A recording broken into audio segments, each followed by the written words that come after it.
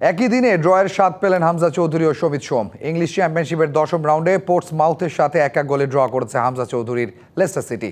বদলি হিসেবে নেমে দারুণ পারফরমেন্স করেছেন হামজা। এদিকে কানাডিয়ান প্রিমিয়ার লিগে ভ্যানকুভার এফসির সাথে 2-2 গোলে পয়েন্ট ভাগাভাগি করেছে শমিতের ক্যাভেলরি এফসি। একই সাথে প্রিমিয়ার লিগের প্লে অফও নিশ্চিত করেছে শমিতরা। ইংলিশ চ্যাম্পিয়নশিপে আবারও ড্র করল লেস্টার সিটি। এই নিয়ে গেল 6 ম্যাচের 5টিতেই পয়েন্ট ভাগাভাগি করল হামজারা। 10ম রাউন্ডের ম্যাচে পোর্টসমাউথের সাথে 1-1 গোলে ড্র নিয়ে মাঠ ছাড়ে লেস্টার। ঘরের মাঠেও জয় পায়নি তারা। এই ড্রয়ে পয়েন্ট টেবিলের 4-এ হামজারা।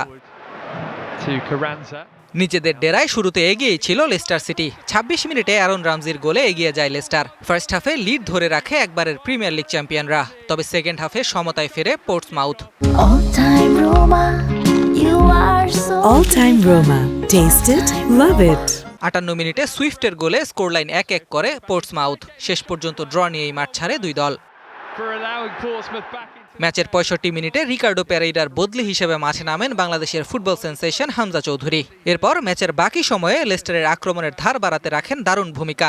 15টি অ্যাকুরেট পাস দিয়েছেন এই ম্যাচের রাইট ব্যাক হিসেবে খেলা হামজা। ফাইনাল থার্ডে দিয়েছেন 2টি পাস।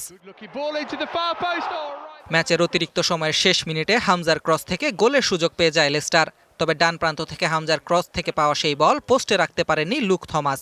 এই সুযোগ কাজে লাগাতে পারলে জয় নিয়ে মাঠ ছাড়তে পারত লেস্টার।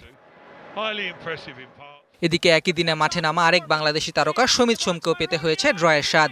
ভ্যানকুভার এফসির সাথে ফার্স্ট হাফ গোল শূন্য থেকেই শেষ করে শমিতের ক্যাভালরি এফসি। সেকেন্ড হাফে দুবার এগিয়ে গেলেও শেষ মুহূর্তে গোল খেয়ে ড্র করে ক্যাভালরি। স্টার্টিং 11-এ খেলা শমিত দিয়েছেন 16টি অ্যাকুরেট পাস। ফাইনাল থার্ডে দিয়েছেন 3টি পাস। 74 মিনিটে বদলি হিসেবে মাঠ ছাড়েন এই মিডফিল্ডার। এই ড্রয়ে পয়েন্ট টেবিলের 3-এ অবস্থান শমিতদের। Ahmed Nahid, DBC news desk.